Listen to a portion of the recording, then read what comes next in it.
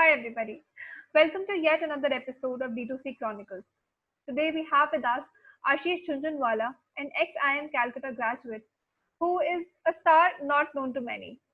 With a number of credentials in his pocket, he is a proud MBA with a background in CA and has also cleared CFA, CS, and FRM. To top it all, he is a finance know-it-all and his expertise has often taken him places.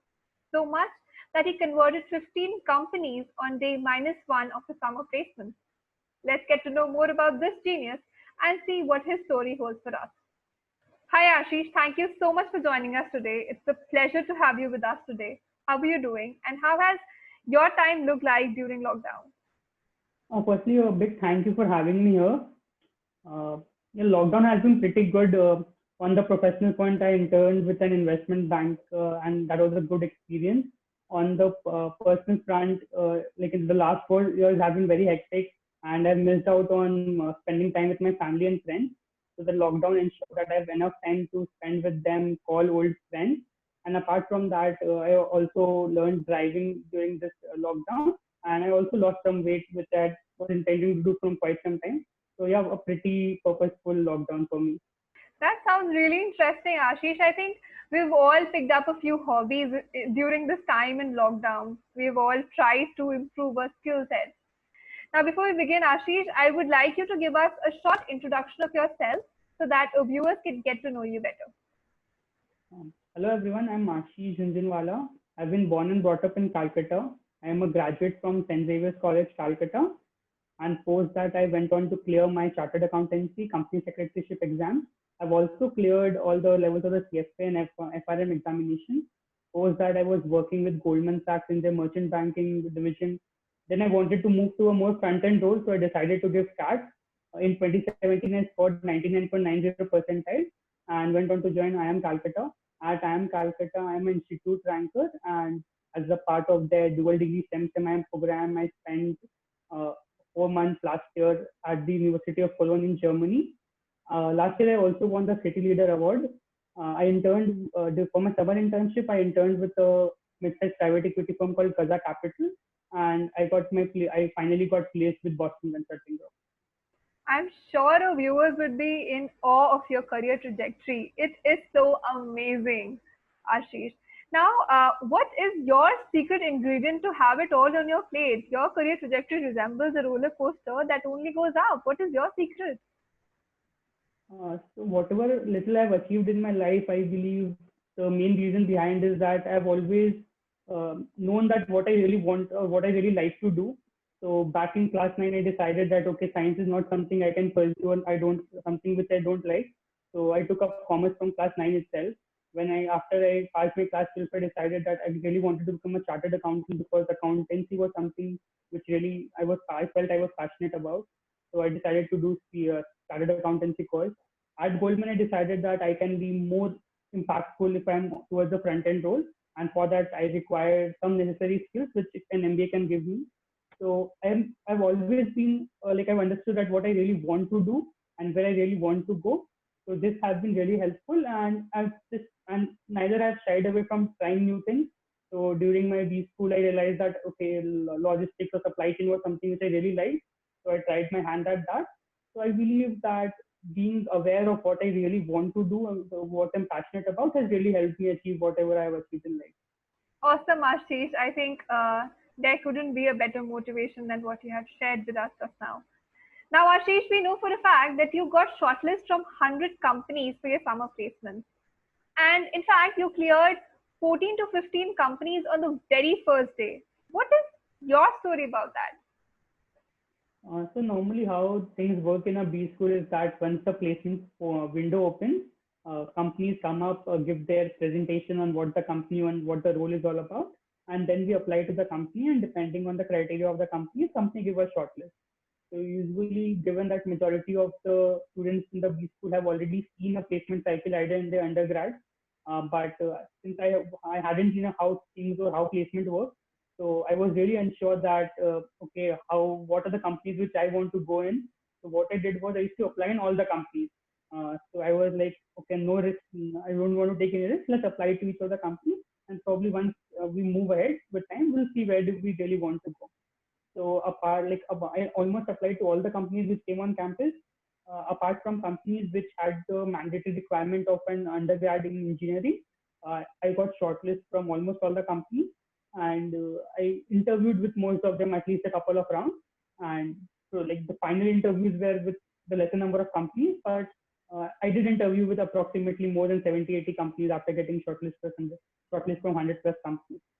That is an inspiring story, a very inspiring story in itself, Ashish.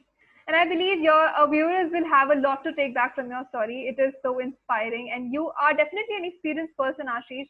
Now, coming on to the other aspect, I would like you to shed some light on what are the interview processes of the companies in different domains, because you say that you had registered for almost every company that came on campus, so you must have sat for a number of interviews by different company conducted by different companies in different domains. So how different is one interview from the other? So usually the interview process or the selection process is driven by the fact that what would be the skills that would be required on the job. So uh, like that's the whole that's the moral of the story. So how some companies, like if we are looking at consult companies, so like let's look at how the whole process starts. Usually once students have applied to a company, the company comes out with a short list. So if 400 people are applying for a company, normally 40, 45 people end up getting a shortlist.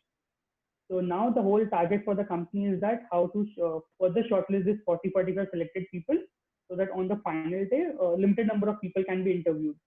So if we look at a consulting company, Consult would normally allocate you 2 to 3 buddies, which are normally employees of the company and alums of the same B school.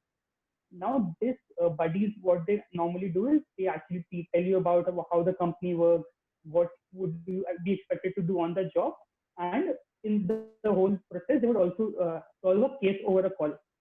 Normally, so people say some say that these calls are not judged or not evaluated. Some say it is evaluative, but what I've personally felt is it is evaluative. Based on this call, this buddy interviews or buddy call, uh, feedback is going to the senior people, and on the final day, basis of your performance and how you are in the priority list for the company, you get interviewed. So again, there are 10 panels and 40 people to be interviewed. So someone would be interviewed first and someone would be interviewed later. It's not a set rule, but what people have seen is that normally people who are interviewed first have a higher chances of converting. So the better your buddy cases are, the better that you would be interviewed first with that company. So this is how it was for the consulting. But yeah, the final selection is always done on the basis of the case, which the partner would be giving you on the final interview day. As compared to other profiles like fraudman or marketing or sales, there would be a basic personal form which we fill when we're applying for the company. Post that, we'll be having a psychometric test. This test is something which is very important to them, and it's like usually when I started my career or when I started applying for companies, I did not used to take it very seriously, and I did get rejected in a few of them. So I later realized that okay, this is one of the very important aspects, and it's just not that once you clear the psychometric test does not appear anywhere else. Even on your final interviews, it may happen that the partner or the director which has come to hire may end up asking you a few questions from the psychometric test. Post this, once like people who have cleared the basic form filling round and the psychometric test, a couple of days before the final interview, there would be GD rounds, general discussion, group discussion, and on the basis of that, further shortlist would be made. So normally in a prodman role or in a marketing role, GD is very important because normally they would be requiring an extrovert and people who can think on the spot. So GD is the best mechanism to judge that. So GD really plays a very important role. GD may be of various types. They can give you an abstract topic. It can be a chairman's GD, where they are given you a business situation, or it can be a debate type GD. And then there would be a final interview. Uh, this normally happens in a sales and marketing role. When we are looking at a hardcore finance role, the process starts way before the final interview. So once the shortlists are out, someone from the company would be contacting you, this person is normally very at the initial levels of his career. So for summer internship, a first year analyst would be contacting you, the people who've got the shortlist, and then he would be just talking about how things are on campus, and then he would be taking a subtle interview, which would be a mix of the basic technicals of valuation and some aspects of your personals, like why do you want to join this company and all. Based on his feedback, a further round of shortlist is made, and then you have a call with a senior person. So there are 5 rounds of filters, and as we move up the ladder, the interview becomes less of technical and more of personal stuff regarding whether, like for investment banking, are normally expected to work 16, 17 hours a day. So the whole thing is about whether someone can actually work those 16, 17 hours. And even if someone is ready to work that, given that it's a small team, so they need to ensure that people are very compatible with each other. So they actually see that, okay, whether this person fits with us or not. So normally they would be asking you, okay, why do you want to join our firm? Why do you want to do investment banking? Do you think you can survive 17 hours? So, and it's about your journey, about your strengths, weaknesses, and basis that they would make the final selection. Uh, Similar process is followed in PE, private equity. Is just that the number of shortlists which usually comes out is smaller, and the interviews are really smaller because no one has time in private equity to actually spend on a lot of interviews. When we are looking at a marketing, a trading or sales role, or a trading like the stock market trading role, there it's more about technicals because like one mistake can actually lead to huge losses.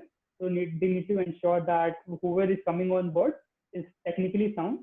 So what happens is the interviews are based on technicals and what is currently going on the market. And again, it's 4 or 5 rounds, each time with a senior person, and more filters happen. And on the final day, a couple of people are interviewed before the final selection is made. That is quite a detailed explanation, Ashish. Thank you for sharing that. And I'm sure this is going to give the incoming batch of preschoolers a good idea of how the different interview processes are conducted on campus. Thank you so much. Now, let's move on to the fact that you are a finance enthusiast. Now, we know that you have cleared CFA and you're also CA by background. So, you must have a pretty good knowledge of the finance domain. And on this note, I would like you to walk us through the various recruitment processes of private equity firms and investment banks for that matter. And what should a finance enthusiast expect from such companies when these companies are recruiting on campus? For an investment banking firm, what would happen is that firstly the shortlist would be out. When they're actually coming out with a shortlist, there are usually two criteria: people who have had stellar acads or something very stellar work experience or some stellar points in their CV. And apart from that, they are looking people with a strong finance background. So if you have either of them, there are high chances that you may end up getting a shortlist. Again, normally out of the 450, 460 odd people who would be applying, 30, 35 people would be getting a shortlist. And compared to consult and other marketing firms, the shortlist for finance companies are out comparatively on a later point of time. So you can expect that 15, 20 days before the final interview for the final summer placement, your shortlist would be out. And once the shortlists are out, within a couple of days, you will have an analyst from the company contacting you for a basic interview. Again, the normal questions would be based a mix of your personals, that okay, about your journey, about who are you, your strengths, weakness, 5 years down the line, 10 years down the line, and why do you want to do investment banking. And then there would be a lot of technical questions regarding valuation, regarding finances. This would be followed by probably a stock pitch, that you have to basically understand that okay, whatever technical you have talked about, you actually know how to apply it. Based on the responses or the feedback of this analyst, there would be a further round of shortlist. Let's say 50% of the people would be washed out at this point, and then probably an associate would take another round of interview based on the same level, but yeah, it would be more analytical and less technical. After the associate, then there would be a VP taking the interview, and at this point, normally there are 5, 7 people left in the process for that company. Once the VP has finalized or validated the people, the associate director or the director would be taking the interview. And post his interview, normally there are, if there's one vacancy, there would be two people, or if there's two vacancies, there would be three people who would be left in the process. This remaining people would be actually be interviewed on the final day, and that would be a face-to-face interview. Again, throughout the interviews, the base remains the same, a mix of personal, technicals, and the stock pitch. But again, as you move up the ladder, the director is really not interested to know whether you can actually do a DCF or a relative valuation. What he needs to understand is that, okay, he would be looking at is that, okay, I have a 10-member team, whether this person fits in here, whether he won't be trouble causing, whether this person can represent the company in front of clients. So that's the whole idea. This is for investment banking firm. Uh, One thing which I found very peculiar about investment banking interviews was throughout the interviews, they will continuously ensure that you are aware of how the things would be on ground. So it's a very straight start in the industry that, okay, investment banking pays you a buckload, but you're expected to work 15, 16 hours a day, 7 days a week. So they continuously tell you this, that are you really sure? Are you mentally prepared to work this hours? We don't want a case that where someone joins our firm and later tells that, okay, he's not being able to cope up. So compared to a sales or a consult job where people are actually trying to sugarcoat their company policies or how things are so good in the company, investment bankers are very true on the face, and they tell you that, okay, this is the on-ground situation. We really don't care if you're not liking us. We just want people who will be compatible with us, who are comfortable with the whole scenario, and then only we are interested in hiring them. In a private equity firm, the number of rounds are slightly less because again it's a 10 12 member team, and really no one has time to spend a lot of time to waste on interviews. So there would be a smaller pool of shortlist, normally a 10 to 12 people shortlist, and then you would have one associate calling you and just taking a brief background about yourself, whether you know what a private equity is, what private equity are you aware of, and what do you know about the firm. So a lot of times it happens that people have got shortlist and not well read about the company itself. So they just said that, okay, the hygiene factors are there, and then there would be a case study over the call itself, and basis of that they would make the final two three shortlist for 2 3 people, and these 2 3 people get interviewed on the final day of the -1 process or the summer interview process, and then probably the partner who has come down basis his interviews or his interactions with the final shortlisted candidate decides on who they finally want to select. Okay, quite an exhaustive procedure of both these uh, domains of investment banking and private equity firms. Now, on this note, Ashish, you just mentioned that investment bankers generally look for people who have prior knowledge of the finance domain, and they check that knowledge during the interview process. So, what should a person do? What should a student do who is willing to join an investment bank or a private equity firm for that matter in the finance domain, but does not have a prior background in it? So I think 2 years during a B school, there would be a lot of subjects which are taught, and there are a lot of optional subjects which will give you a deep insight into finance as a subject or investment banking or a trading role. So if someone who does not have a prior finance background and wants to pursue an investment banking role, they can just take up this optional subject. Take up optional subjects. Also, there would be some compulsory courses like costing, CFR, that is basic accountancy, and also financial management. So they can actually ensure that they're actually learning it with passion in the first year and taking the optional courses according to the finance-oriented optional courses. So this ensures that they're actually getting a lot of finance knowledge. Also, during the 2 years, there would be a lot of finance competitions going around the country. There would be some which are organized with the host preschool, and then there would be a lot of activities which are involved, which are organized by other schools, other B schools. So a very good idea is to take part in them. And normally it's a stock pitch basically, and this is if someone is preparing for a stock pitch for a competition, directly and indirectly that person is preparing itself for the final interview. So and probably it's like one first of the first couple of competitions it would be difficult and challenging, but if someone gets into the group it becomes really easy. And what we have seen is that people who have performed really well in these competitions, CFA Research Challenge, Motilal Oswal, the Red Brick Summit and all, These are, to name a few, these have been the ones where like people who have performed really well have also got really good placements in the finance domain in the finals.